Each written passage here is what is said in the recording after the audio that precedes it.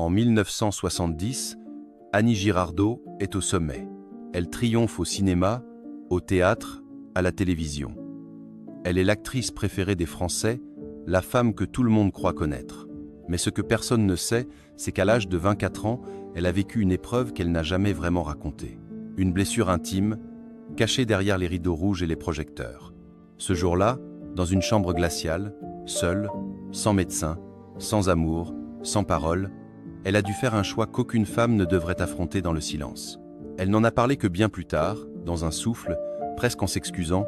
J'ai avorté, seule, dans une chambre froide, avec le bruit du gaz derrière la cloison. Le public n'a rien vu. Les critiques ne se doutaient de rien. Pendant des décennies, elle a tout donné. Son corps, sa voix, ses larmes, ses rires. Mais derrière chaque rôle, derrière chaque standing ovation, il y avait ce moment, figé dans le passé, qui ne s'effaçait jamais. Elle n'a jamais demandé qu'on la plaigne. Elle voulait seulement qu'on comprenne.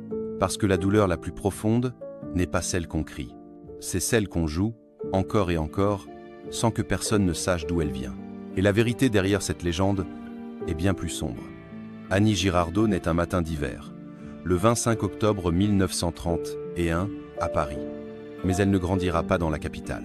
Son enfance, elle la passe en Normandie, élevée par une mère infirmière, stricte et souvent absente. Le père, absent, parti très tôt. Il ne restera dans sa vie qu'une silhouette floue, une ombre silencieuse qu'elle évitera même de nommer. Très jeune, Annie comprend qu'elle doit se débrouiller seule. Elle n'a pas le luxe de l'insouciance. Elle grandit avec cette idée chevillée au corps. Pour exister, il faut se battre. Et pour être aimée, il faut être utile. Elle est une enfant réservée, mais curieuse. À l'école, elle n'est pas brillante, mais elle a quelque chose de magnétique. Une manière de raconter, de mimer, d'imiter les adultes. Dès qu'elle peut, elle invente des personnages, parle seule dans sa chambre, se regarde dans le miroir en rejouant des scènes de films qu'elle n'a même jamais vues. Mais ce qu'elle cherche vraiment, au fond, ce n'est pas la scène, c'est l'attention. C'est le regard qu'on pose sur elle quand elle devient quelqu'un d'autre. Parce que lorsqu'elle redevient Annie, personne ne l'écoute. L'adolescence arrive avec son lot de frustrations. Annie est trop vive, trop indépendante, trop entière pour les cadres rigides de l'époque. Elle rejette l'idée d'un destin déjà tracé. Se marier, avoir des enfants, rester à sa place. Elle veut monter à Paris. Elle veut jouer. Elle veut qu'on la voie. Contre l'avis de sa famille, elle s'inscrit au conservatoire d'art dramatique. Elle y entre comme on entre en religion. Là, bas, elle trouve enfin un langage à sa douleur, un sens à sa colère silencieuse. Elle travaille dur, sans relâche. Elle n'a pas de réseau, pas d'appui, pas de nom célèbre derrière elle. Mais elle a une chose que les autres n'ont pas, la rage de s'en sortir. En 1954, elle décroche le premier prix du conservatoire. Et tout change. Les metteurs en scène la remarquent. Les portes s'ouvrent. La fille solitaire de la banlieue devient en quelques années l'une des actrices les plus prometteuses de sa génération. Mais cette ascension fulgurante a un prix. Pour jouer, il faut se rendre disponible. Pour être choisi, il faut être irréprochable. Annie comprend vite que le moindre faux pas peut faire s'effondrer tout ce qu'elle a bâti. Alors elle sourit, elle s'efface, elle contrôle. Et quand un choix intime, déchirant, vient frapper à sa porte, elle le garde pour elle. Elle se tait. Parce qu'une actrice qui veut durer n'a pas le droit à l'erreur. Pas le droit à la faiblesse. Pas le droit à l'humanité. Lorsqu'Annie Girardot sort du conservatoire avec le premier prix, elle n'a que 23 ans. Les journaux parlent d'elle comme d'une révélation. Une actrice pas comme les autres. Authentique, vibrante, sans filtre. Elle n'a ni le glamour d'une Bardot, ni la distance glacée d'une Deneuve. Ce qu'elle incarne, c'est la femme réelle. Celle qui aime, qui souffre, qui rit trop fort, et qui pleure pour de vrai. Le public la reconnaît. Il s'y attache. Ses premiers pas se font au théâtre, dans les pièces de Jean Cocteau et d'Henri Bernstein. Elle y impose sa voix rauque, son intensité, sa présence presque animale. Puis viennent les premiers rôles au cinéma. Des rôles secondaires, d'abord, mais où elle vole la vedette à tout le monde. En 1956, elle tourne dans L'Homme au clef d'or et tout s'accélère. Le réalisateur Luchino Visconti la remarque. Il l'invite à jouer dans Rocco et ses frères, aux côtés d'Alain Delon. Le film est un succès. Annie Girardot devient une étoile. Les années 60 sont les siennes. Elle enchaîne les films. Vivre pour vivre, mourir d'aimer, la zizanie. Elle travaille avec les plus grands, Jean Gabin, Philippe Noiret, Claude Lelouch. Elle joue des femmes passionnées, blessées, vivantes. Des femmes qu'on n'oublie pas. Elle est partout. Sur les affiches, à la télévision, sur les planches. Le public l'adore. Les critiques la respectent. Elle reçoit les prix, les éloges, les ovations. Elle devient la fiancée des Français. Une actrice populaire, mais avec une profondeur que peu possède. Mais derrière cette ascension vertigineuse, quelque chose se fissure. Annie ne s'appartient plus. Chaque matin, elle est attendue. Chaque soir, elle est jugée. On la félicite pour sa force, pour son naturel, pour sa vérité. Mais personne ne voit ce qu'il en coûte de donner autant, de s'effacer autant. Dans les interviews, elle plaisante. Elle rit, mais ses yeux, parfois, se vident. Comme si elle s'éloignait d'elle-même. Comme si, derrière l'éclat, il y avait un vide. La vérité, c'est qu'Annie vit avec une peur constante, celle de tomber. Elle sait que dans ce métier, on est adulé le lundi, oublié le dimanche. Elle sait aussi que, pour une femme, le temps est un ennemi. Qu'à la moindre grossesse, au moindre écart, tout peut s'effondrer. Alors elle tient, elle continue. Elle accepte les rôles, les tournées, les plateaux, même quand elle est fatiguée. Même quand elle doute. Même quand, au fond, elle aimerait tout arrêter et disparaître quelques jours. Mais Annie Girardot ne disparaît pas. Elle est là, tous les jours, partout. Et c'est précisément ce qui la rend vulnérable. Car pendant que la France la regarde briller, elle, en silence, porte déjà en elle les premières cicatrices. Celle d'une femme qui a tout donné. Peut être un peu trop. Le public l'aime. Les réalisateurs la réclament. La presse la couvre d'éloges. Mais Annie, elle, s'épuise. À mesure que les rôles s'enchaînent, les nuits se raccourcissent.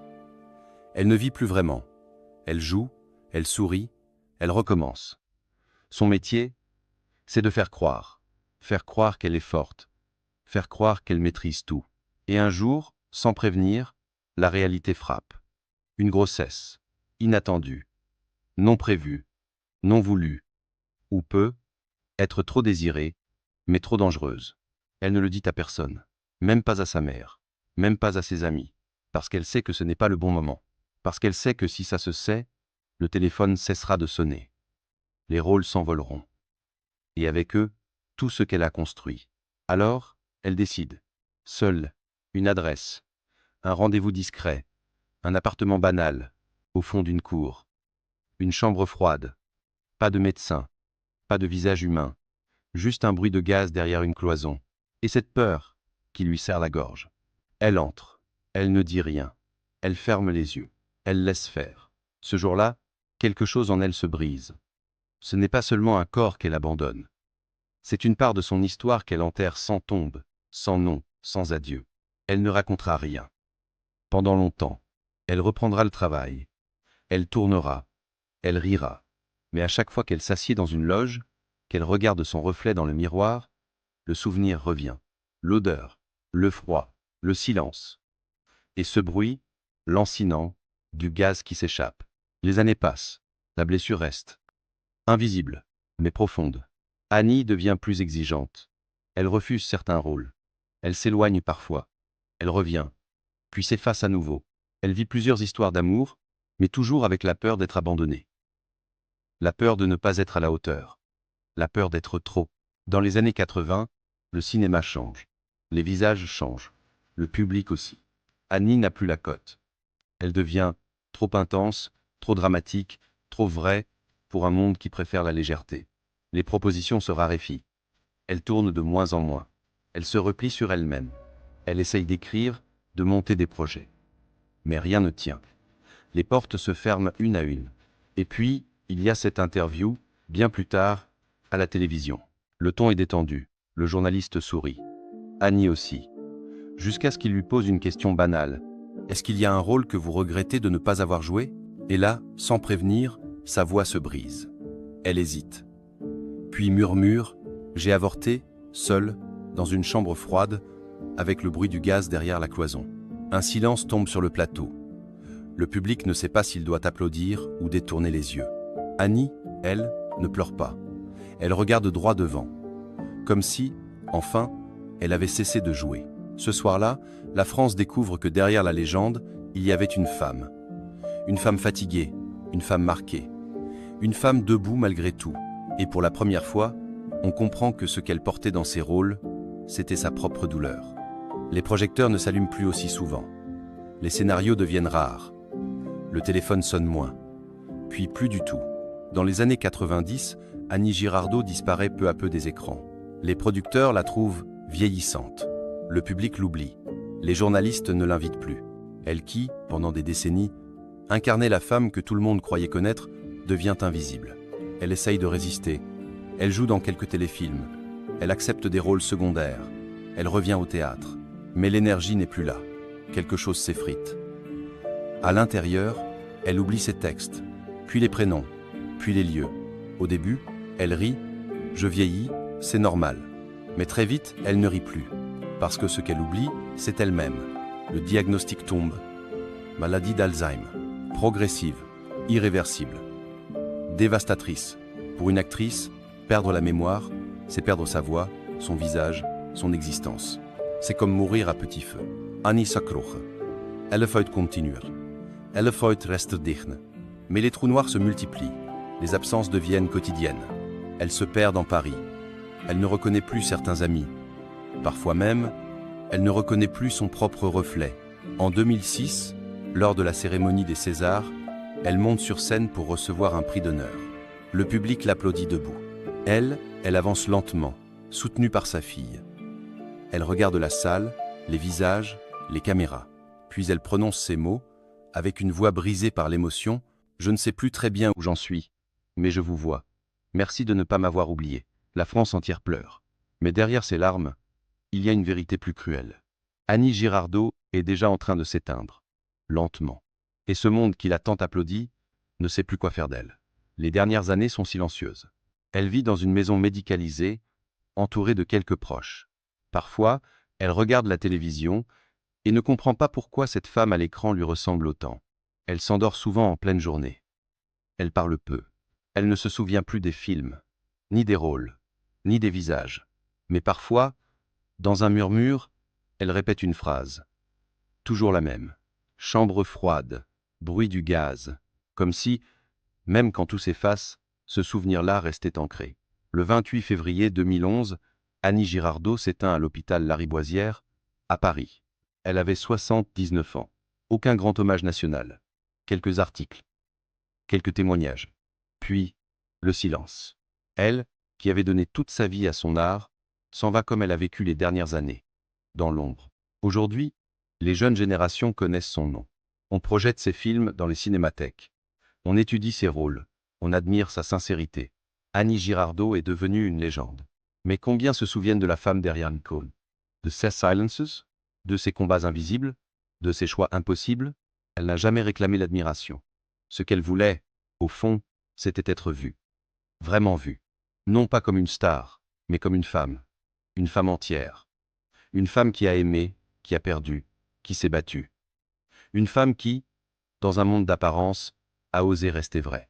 Ses rôles étaient bouleversants, parce qu'ils étaient habités. Par ses douleurs, par ses cicatrices, par cette mémoire enfouie, qu'aucune maladie n'a pu effacer. Alors être qu'Annie Girardot n'a jamais été oubliée. Être qu'elle vit encore, dans chaque spectateur qui, un jour, a pleuré sans savoir pourquoi devant l'un de ses films. Parce qu'au fond, ce qu'elle nous a laissé, ce n'est pas une filmographie. C'est une vérité. Une vérité qui dit que derrière chaque légende,